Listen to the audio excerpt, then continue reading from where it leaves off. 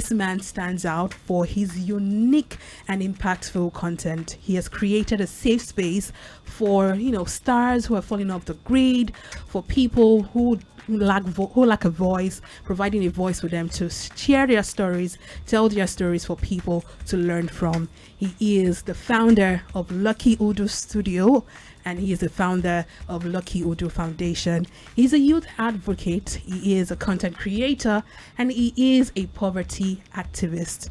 His name is Lucky Udo. And if you're still trying to figure out who is Lucky Udo, well, this should actually give you it is a clue. How many of you remember this guy?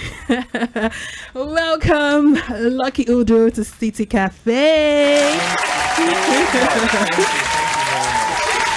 Welcome. It's good to have you here. My pleasure. How are you feeling today? I'm good.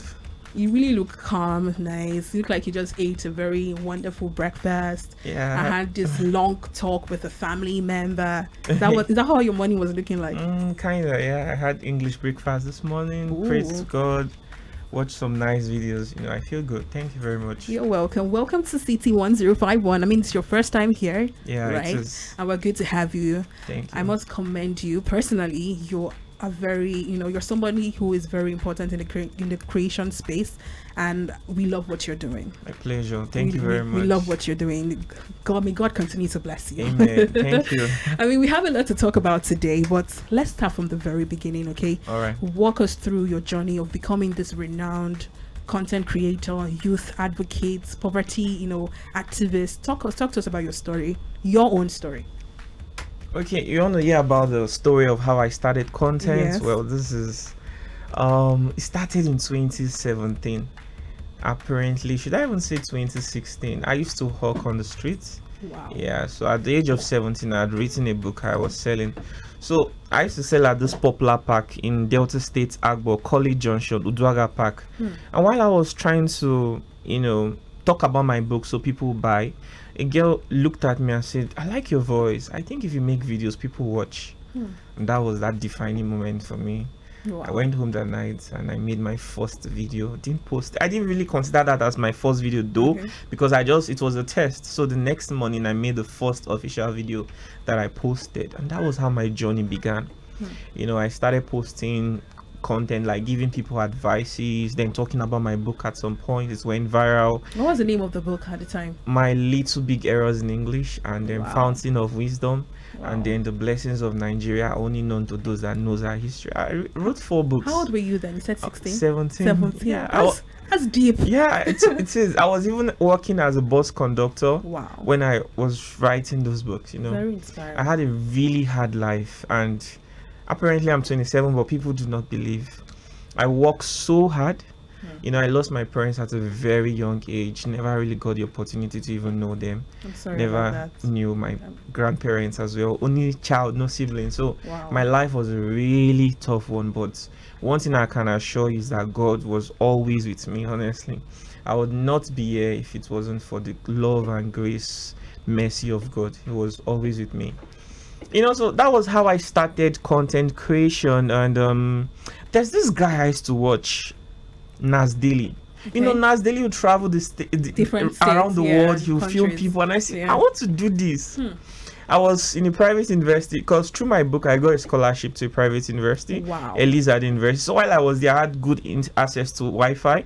So I watched this guy and I was like, I want to do this, but then the school, they won't allow you leave for any reason except you are done with your exams. So immediately after I finished my school, then I told myself I was going to travel around the states of Nigeria telling stories. But I couldn't afford it, so I started selling off my properties one by one, my television, my fridge, washing machine, my generator, to fund my trip. Just cut you up a little bit, sorry. Yeah. So you said you were the only one. No family member, no uncle, no auntie? I had an uncle. In fact, were they supportive? Yeah, before my mom passed, she took me to her uncle's, her brother's place, her stepbrother's house. So I grew up with the children. But unfortunately, something happened when I was around 14. He said he couldn't take care of me anymore. That I should go back to my family. In fact, that was when I even realized what being an orphan is. I came back to the village, realized I'm from a polygamous family and nobody was interested in me. So I was homeless. I was sleeping on the streets.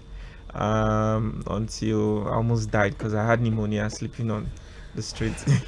So yeah, wow, when very it, touching, I must yeah, say. so when the whole thing happened, the hell my body was falling off, and that was when relatives began to panic. If this guy goes, if something bad happens to him, we'll never be able to forgive ourselves. So another uncle took me in, but I don't know, didn't really take me. He didn't really take, I totally you know, get like yeah. So at some point, to he sent me out, but then I started working in a hotel. I started working my first official job at the age of 15. I was working in a hotel, Oweke Road, a Legend Hotel. I was a receptionist. My At salary was 15? yes, 15. My Wow. boss did not know I was homeless, but I was, because my uncle had sent me out. In fact, Wow. when my uncle sent me out, I stopped the bike with all my belongings. I told him to take me to some my relatives' house. Yeah. So when I got there, I told them my uncle had sent me out. They didn't even let me come in. They said no, that, and they were living in a 3-bedroom flat then. So I was just 15 years old, going to 16. They said no, they can't So help everyone me. just kept rejecting you. I faced serious rejection. And still, you've become who you are now. I mean, I think Yeah. that's something to applaud you for. Sorry. Yeah. I'm getting a bit emotional. Thank you. My Lord. Yeah. Now, your story, and you barely even share your stories. You're out there sharing people's It's people's stories. story. Wow. Yeah, maybe someday I will. Wow. You know. So you said you had this content creator, Nasty, that you Yeah, were yeah, with. yeah.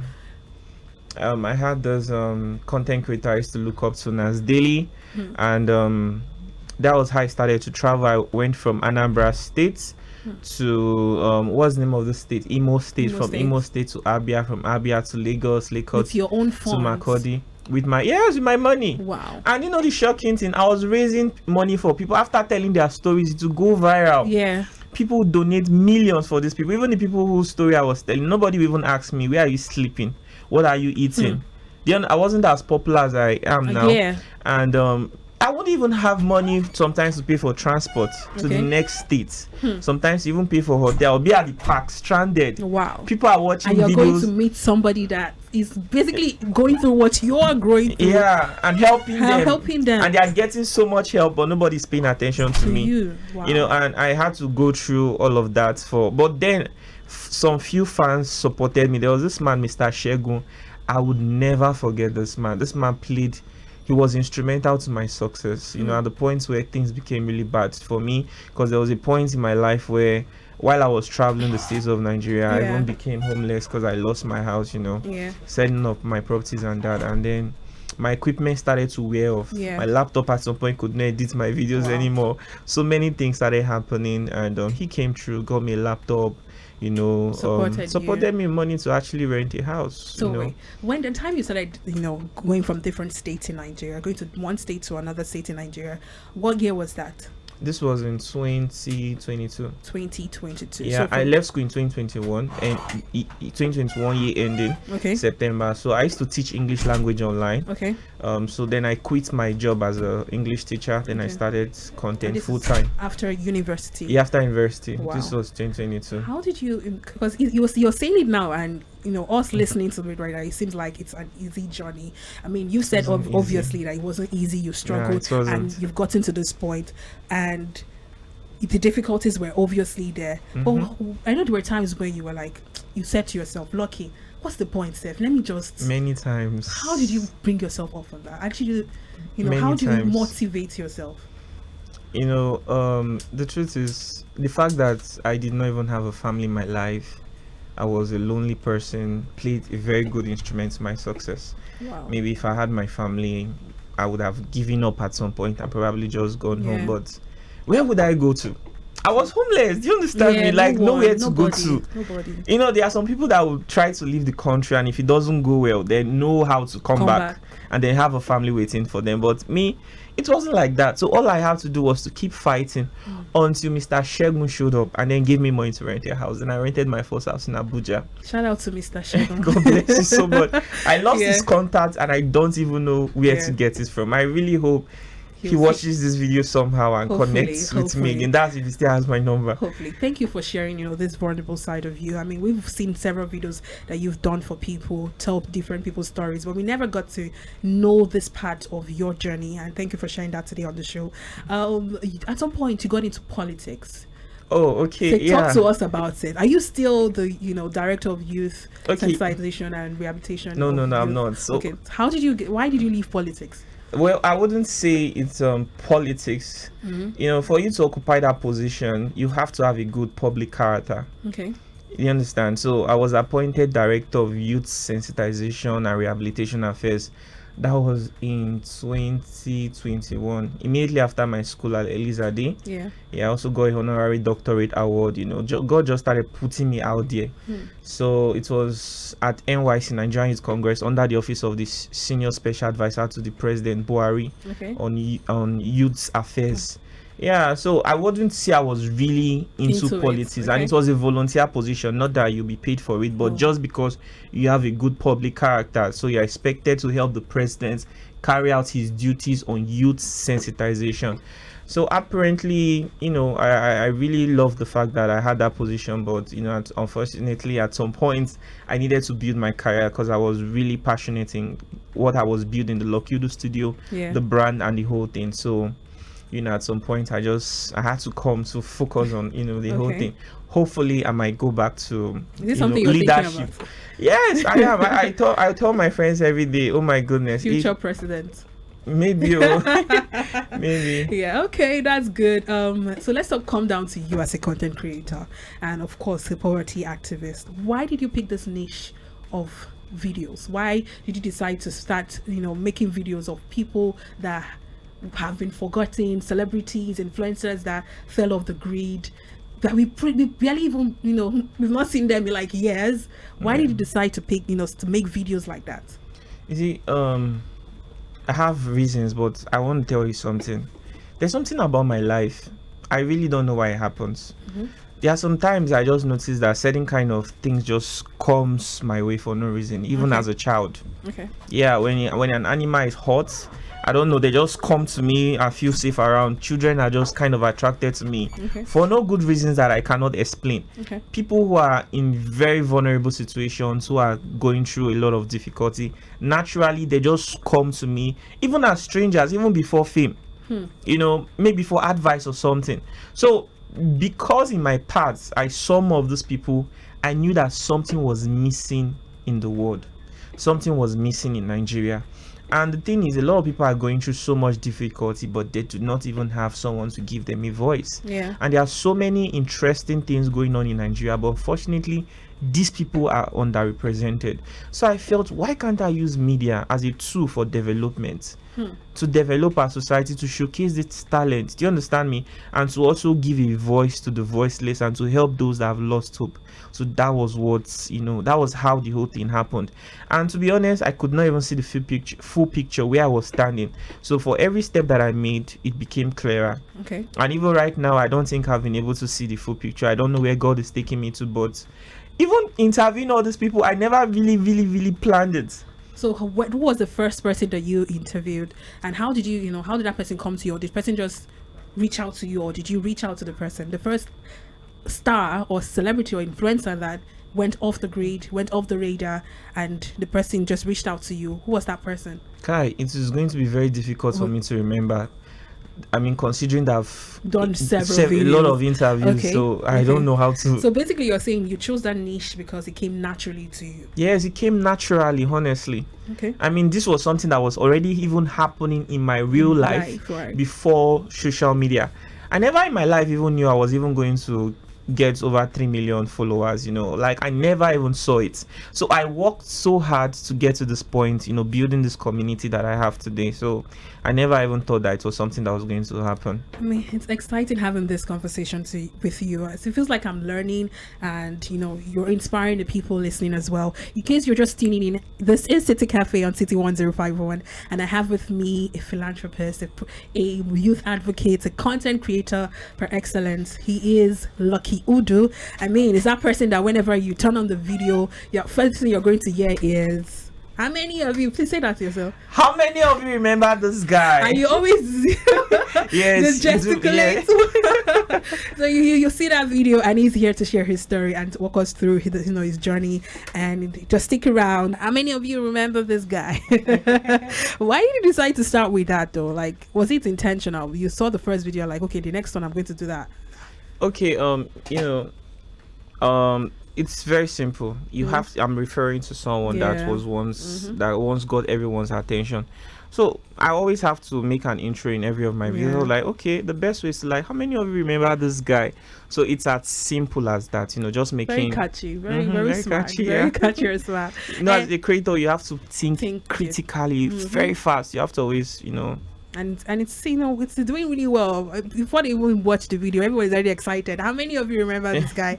And even though we forget the face of the person, when they start speaking, you're like, okay, yeah, this person. The one that blew me off was Musa Ibrahim, the guy from 666. Okay. And I'm like, even Jody the Great. I'm like, nah, you've really tried. So how do you get them? Do you go to wherever they are, because they are cut across in different parts of Nigeria? Do you I know you said earlier on you were traveling, so is it the same thing that you still do now? Yeah, apparently, the thing is, for some of them I travel to go find them. Honestly, I think the most difficult person, you carry your equipment, your team. No, it was just me. I didn't even have one person.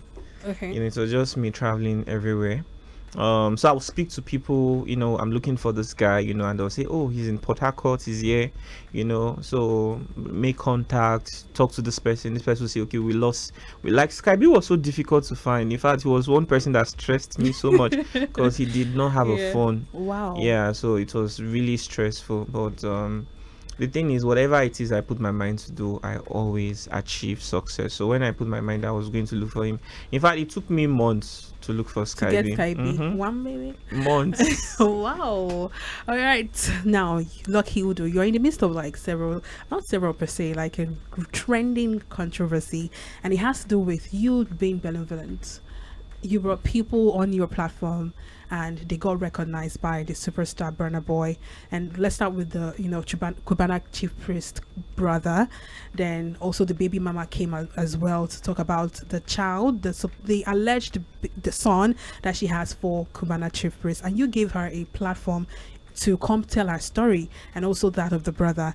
Let's dissect this, because now it seems like your good is turning into bad. Yeah, per se. obviously. This lady came out, you went looking. Let's go back to the very beginning when Burnaboy had this back and forth with Cubana chief priest, and luckily he posted a video you made with his supposed brother and said you should find him, and he has $30,000. Yeah. If you feel that promise, from what did he? Yeah, we saw of course, the videos. Of course, yeah. If you feel it, give the guy cash. Apparently that day I was not even feeling well. Taking my medicine, I was just about to sleep. All of a sudden, my phone started beeping. So I have a public line and then have a private line. So a friend of mine reached out and said, Burnaboy just posted you on his story. So I went there and I saw it, and I was really surprised. And you know that I did not even know that him and Chief Priest were having issues. Okay. All I saw was he wants to give someone $30,000. Okay. And this was somebody that I interviewed. So it was a thing of joy for me. And just like always, I always put in efforts to help people. Okay. So the video that I interviewed him, I reposted it on my story. And then I went to comment section. I was saying, oh, the whole thing is on my platform. You guys could go check it out.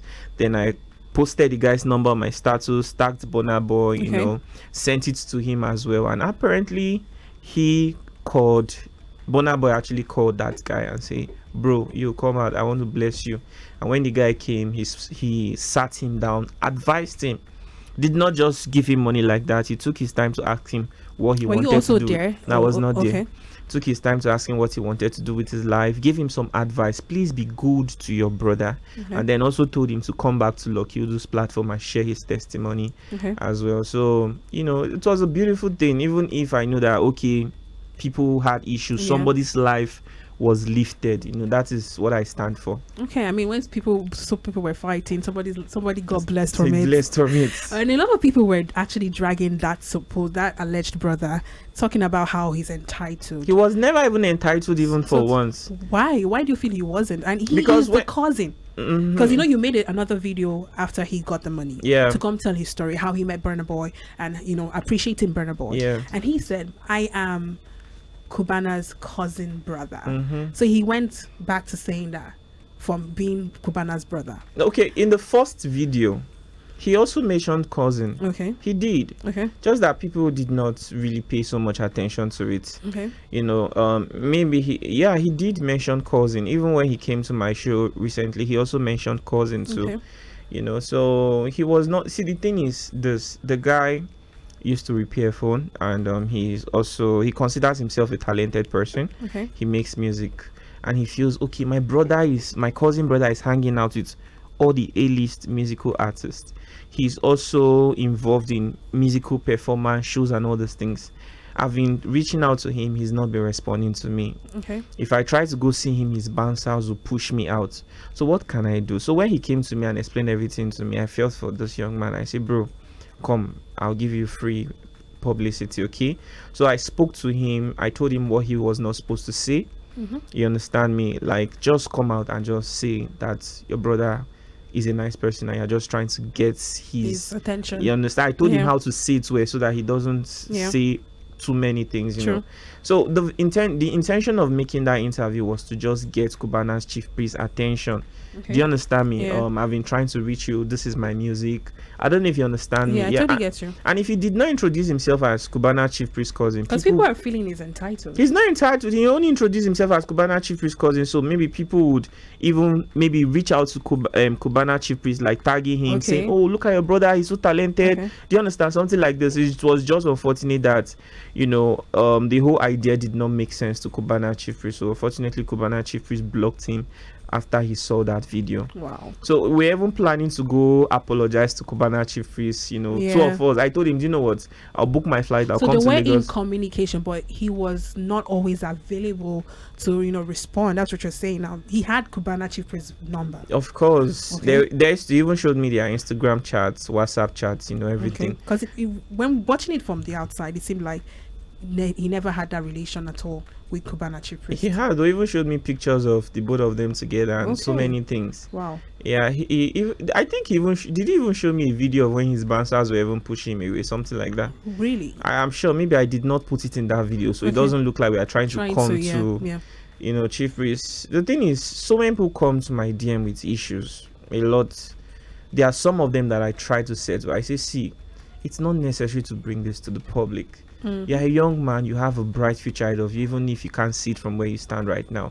What if we try to settle it? In fact, this was just the same thing with the Mackenzie and Dennis Igwe issue, and it did not go so well. I don't know if you're aware of I'm aware of it. So many issues. If I tell you how many celebrity right now that their issue is in my DM, you will not believe. So many, even some of the people you look up to, some of the people you are hailing. Wow. I'm telling you. So why can't even some of the prominent pastors, I'll call them, I say, see, do you know what, let's see how we can push, you know, like I receive lots of issues. So they are ready to come on your platform to, you know, address those issues. Yes. Wow. So I always try my best. I say, what's the point of coming out to make this video? We take time to talk about it. So like for Dennis Igwe issue, when he came, I say, okay.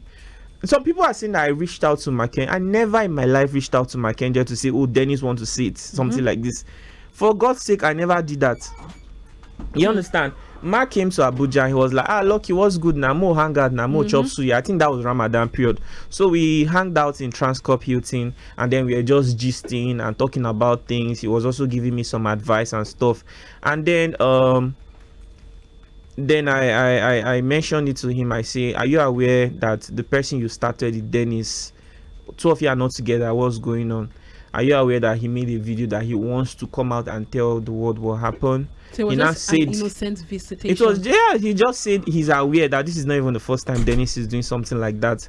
And I said, wow, really? He said yes. He said he doesn't even want to talk about it. So I didn't want to use that our meeting to, I don't want to ruin his years to talk about something else. You know, so when I spoke to Dennis, I say, are you willing? What is the aim of having this interview? Because in fact, I told him I was willing to interview him, but then I said, okay, what is your aim? He said he just needs compensation. I say, what if we try to see if we can get this compensation without The an video. interview. So he said he's very interested. In fact, that was my mistake. Maybe I should have just said, okay, let's make a video and then leave him to his fate. Because even the people that interviewed him too, nothing came out from it. Sure. But I made effort. In fact, you see what happened to this Kenyan woman's this We're thing. coming to that. When you There's a whole begin lot to address. put in so much effort in helping people, they begin to suspect that there's something you are benefiting from it. So the effort I was putting in, like spending transport money just to settle He the felt he both of wanted them, something he from thought that compensation. Mackenzie had given me money. Like it's really, that's beneath me. Do you understand? Like life is not that bad for me to be scratching for things like that, you know. I was only just putting in good effort to see them settle. And even during the meeting, when Mark spoke, he said a lot of things that nobody even heard. You know, and I never came out to even talk out. It was even so insulting that when they asked Dennis, okay, what do you want? He said his rent 250,000 naira. I was like, how much is my flight? Me and my P. I'm not even talking of my hotel fee. Do you understand? Just hotel that we stayed, trying to even see how we can settle this meeting. I spent almost 500k. Talk more of my flight. We couldn't even get flights in Port Harcourt. We had to now book a taxi that will take us down to Uyo, Akwa Ibom. Then we had to book a flight, and those kinds of flights are even expensive. Flight that, you know, I don't know if you understand. Yeah, you're me. buying the ticket that So day, if I look at everything that I spent, over £1 million naira just to settle this person, only for him to go to Honest Bunch podcast and tell people, you know, it's crazy. And that's the same thing that is going on with this Kenyan woman now, the supposed baby mama of Cubana chief priest. And you try to, you know, you posted a video trying to clear the air. Now, just let's go back to the point where it was just you and her trying to help her, and how she has turned the story around, the narrative around to you wanting to get money, and how everything she's smelling a rat with the whole situation. First of all, that lady is just deceptive, and sometimes you really cannot tell until you get close to some of those people. No matter how you say you have spirit of discernment, even pastors do fall for things like this. Forget that thing. So I was only trying to help this woman genuinely, right? So let's take us back to when Burnaboy tagged you. I was like, Lucky, help me find this woman. And I found her. When I found her, I posted it. So then, you know, when I posted it, people are now seeing a lot of things in the comment section saying that it's saying a lot of things. So I said, Helen, have you looked at the comment section and see what people are saying? Can we have an interview to just talk about these things, you know?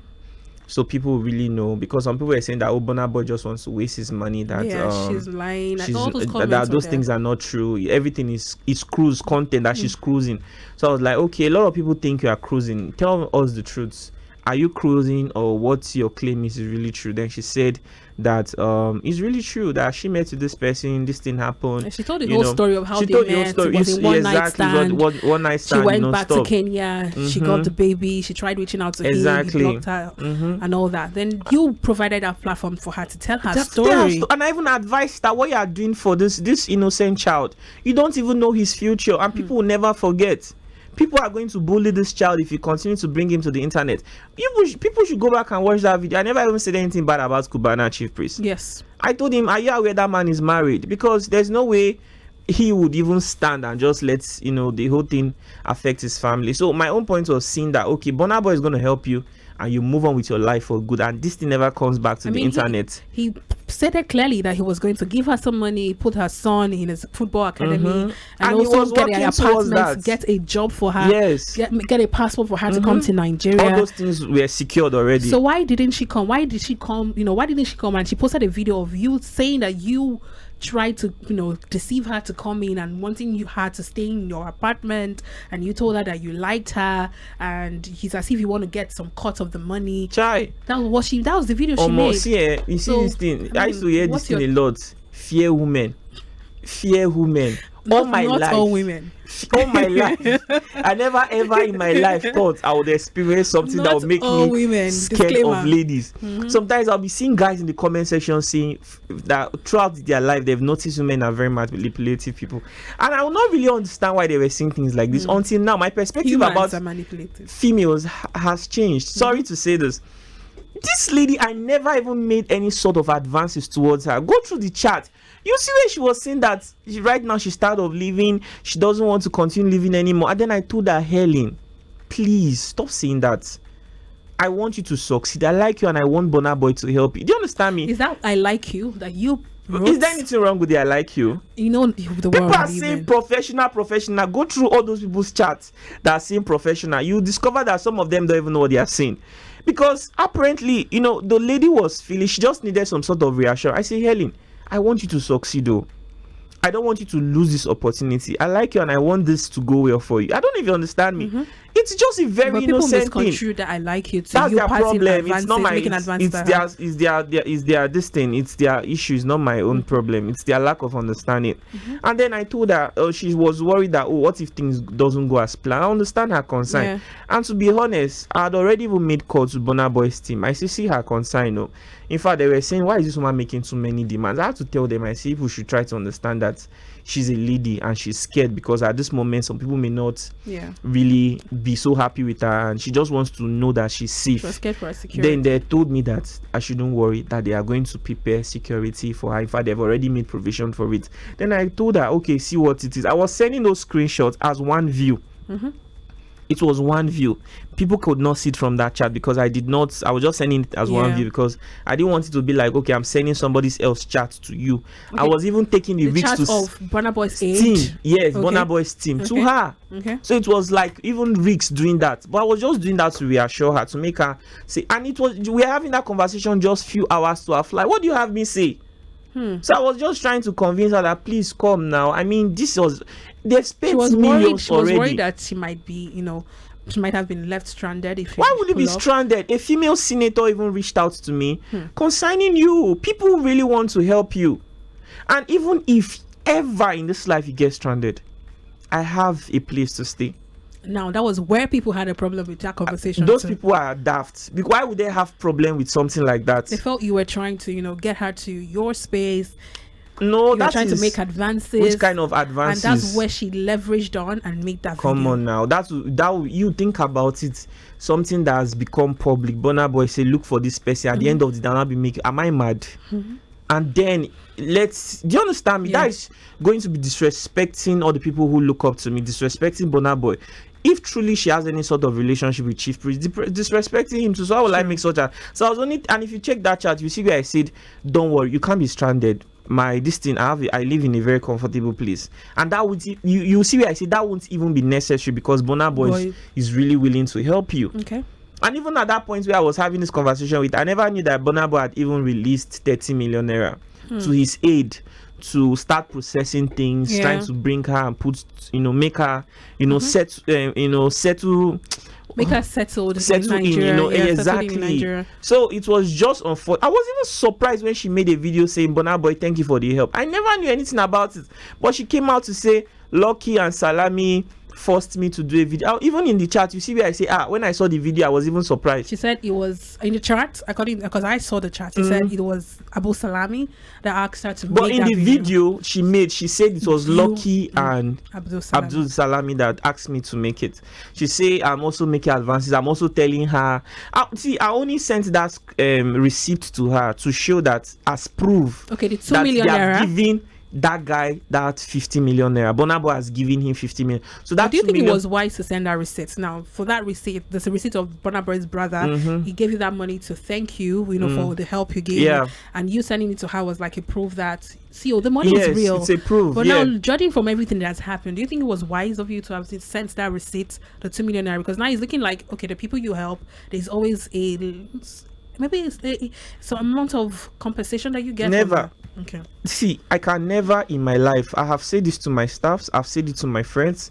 In fact, I've had influencers before now that will come here and say, "Look, you're wasting your life with all these things you are doing." Let me tell you the truth. Somebody is poor and trying to better their life. Why will I be asking them for something? Do you understand? It doesn't even make sense to me. The first time in my life I ever it was, will you donate to Lokiudu Studio? And that was Cubana Chief Priest brother. It was just a harmless question. And then when I was chatting with that Kenyan lady, I was just saying he came to share his testimonial, and this is proof that Burnaboy has given him the money. I sent in that chat innocently because I never knew the kind of person I was talking to. I never knew that it would definitely lead to this. There's absolutely no human on earth right now that is perfect or tell me that whenever they are, for every decision they make, they have to think of all the possible scenarios of it going wrong. nobody lives their life that way, right? You just do things, you flow. I'm a very free person.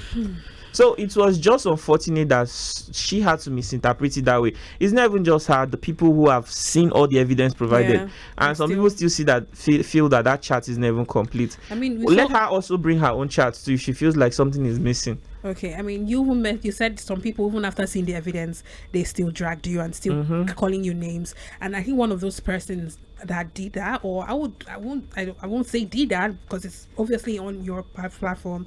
We saw a comment from Davido laughing with a laughing emoji. Yeah. And you even tagged him saying that despite all my efforts to clear the air, Davido is here laughing at me. Now, what do you have to say about how does that really make you feel? Yeah, when I saw it, I wasn't so happy about it, and you know, it's ambiguous. I don't know if he was laughing at me. Yeah, you understand? That was after I posted it. In fact, he was laughing at me, judging from his status. What am I even talking about, Seth? He posted something on his status even before he came to my comments. Yeah. He posted a video of me, and he was laughing. You know what people are doing with my videos on TikTok. How many of you remember this man? Then one monkey will be running like that. So he posted it and he was laughing. Then he not even came to my page, and then he posted that comment. So he was obviously laughing at me. And that was like the second time Davido was actually posting me on his status. The first time was even when I interviewed someone. He posted it on Snapchat, Facebook. He posted it across all of his platforms. I still have the video with me to the day.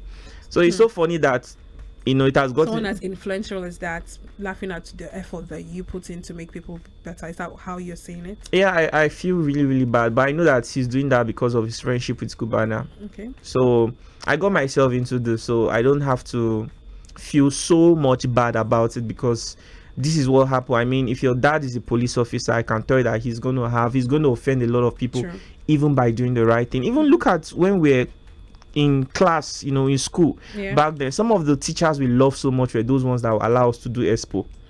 But the ones that would always be like you have to follow the rules, they were the ones that we hated so much. Yes. You know, so the kind of job that I do is the kind of job that would really you understand. Thank you. A lot of people will not like me. That's just the truth. Okay, I mean, you've said a lot today, and I must say that with all of the things you've said, hopefully people would watch this video with an open mind and get to know this part of you. Now, the question I have for you now concerning this Kenyan lady, with that video, you coming out to clear the air and you doing that here right now, is Burnaboy still willing to help this woman? I don't think so, because when this woman started making these videos, I said I wanted to make a video about it. My staff, some of them said I shouldn't. That is not every time I have to explain myself. You know, I was like, okay, but I owe it to the people following me to explain myself. Then I even reached out to Burnaboy's team. I said, see what's going on. So Burnaboy said, look, you just go ahead and make this video. Clearly, let people know what's going on. I think that woman, that Kenyan lady, had to do all those dramas because she thought Burnaboy was not aware what was going on. Do you understand? So she felt by doing that she could draw his attention, and then maybe he will not come out and say, are you serious? This is what's going on. But it was just unfortunate, and I feel for her because Instablog is always posting her. I've blocked her at the moment, so whenever I see a video of her, I feel hot, I feel pained, I feel used, and at the same time I just feel for the child too, because we're all trying to see that boy does not have to you know, suffer or something. So it's just so unfortunate that the mother has ruined things for that boy. So yeah, I had to come out to clear the air, you know. So I mean, very necessary. And one thing is for sure, and doesn't change that about you, is the fact that you have an open mind and you're willing to help people. That's what that's a Lucky Udu brand that I know, and you know, other people obviously know, people that follow you. So what's the future plan? What are the plans that you have for the future for your brand, Lucky Udu? Yeah, man, the future life is not even easy at the moment right now. Things have not been so easy, to the point where I even had to ask that guy, will you donate to Lucky Udu Studio? Because as a matter of fact, the studio is always helping people. In a year, we could help hundreds of people posting their story. They get publicity, they get help in so many ways that I cannot even explain. Non-monetary help and monetary help. But nobody is really looking at Lucky Udu Studio, both the beneficiaries and both the viewers. Nobody really thinks about us. And if you look very well, you see where we make our videos in a field. We don't even have an office. Studio. We don't even have a studio. So my dream is to have a studio, but I don't know how I'm ever going to attain that height, judging from the way things are going. If you look at some other media houses, there's this one, Brekete Family, they are doing so well. Oh my goodness, you need to see where they are. So I don't think these people would have gotten there without support. Do you understand me? So I don't know why some people were blaming me for asking that guy to donate. I just asked him, will you donate? Because people, do you know what it is, that I'll use my resources free of charge, do everything, and then I'll help you. You get over 20 million naira. These people will not even say even one bottle of wine. They will never think and say lucky. Nobody even thinks about us. And there are times where some of our equipment will get spoiled and we'll not even have money to fix it for weeks. I'm telling you. So where do you make the money off? Like where do you make money from? Okay, you know, when I started this whole thing, I was never making penny from anywhere. So I was just fortunate to get to that point where the platforms where I post this video say, lucky, you are eligible for monetization. So that is where we make most of our money from. Purely social media. Yeah, purely social media. Just that when the money comes, it goes round. It's not just me, right? We have like a team of people. So at the end of the day, when you've paid people, you are still using money to go travel, to go film people, to invite people over. You know, sometimes you barely don't even have nothing. So at this moment, we're even thinking of introducing new things too, because we really can't, if we really want to last long, we can't continue to do the same thing. We are just hoping that, you know, maybe God will touch people to help us, to support our work, or I don't know, we just have this kind of, you know, this multi-billion idea that will just come to you and you figure it out. It will just happen like, oh my goodness, this is it, you know, and you just feel like everything will just change totally. Totally get you. Yeah. I mean, it's been an awesome time with you on the show. Thank you so much for coming and sharing this story. I mean, this time is not enough for us because there's a lot for you to talk about. There's a lot of issues that you've addressed. There's Speedy Darlington out of prison right now. There's a lot that we could talk about. Posted 2 goats. Yeah. When I listened to the voiceover, especially the ending part, he said, "I'm back." But honestly, do you feel like he needs to calm down now that he's out? And Burnaboy even issued another warning on his Instagram story. I feel that if anybody truly loves Speed Darlington, not as an entertainer, because as clearly a lot of people who follow him are following because they want to see more of what he does. Yeah, they need to advise him as a brother. He is old enough to start doing things differently for the sake of his future, for the sake of his family. I don't have a problem with him pursuing legal suits if he feels like his right has been infringed on. Burnaboy is like is a big brand, an international brand, and to be honest, things like this will happen. What if it was not even Burnaboy that really took action personally? What if it was his manager, somebody from his team that said, no, this cannot continue to happen? Because I mean, this is where we get our food and you're trying to ruin our image. I don't know if you understand me. And they took action. When they took action first, his mom came online and was pleading, please, people should forgive Speed. Burnaboy said, okay, because of this woman we have to forgive. They even had a roundtable meeting and where they say, Speed Darlington, you don't have to continue doing this thing. What you are doing is not good. It is called defamation of character.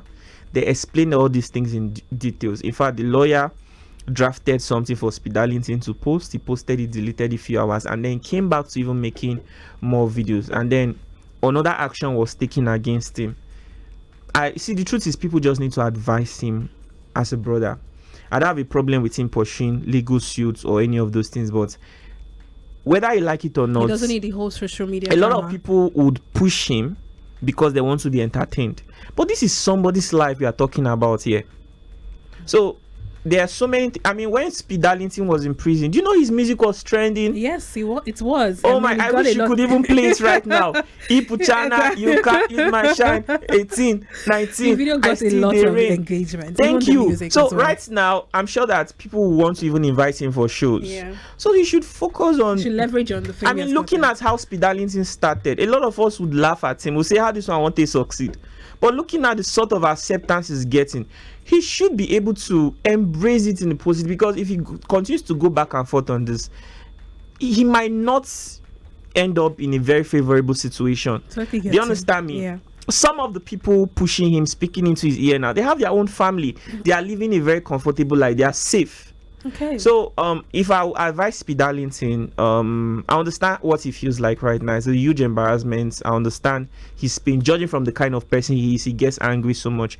But I advise him to, if he wants to pursue anything, no problem. But let him sit back and replan his life for good. Thank you so much, Lucky. Man, this was like a full cycle moment today. Thank you so much for coming to City Cafe. It's my pleasure. Such a wonderful conversation that we had today, and I hope that you listening, you learned a lot from Lucky, his story, his journey, and also one thing. I think you should take one thing: just be inspired, be motivated, and you get to wherever you want to go to, or wherever the destination that you're aiming for. Thank you so much, Lucky.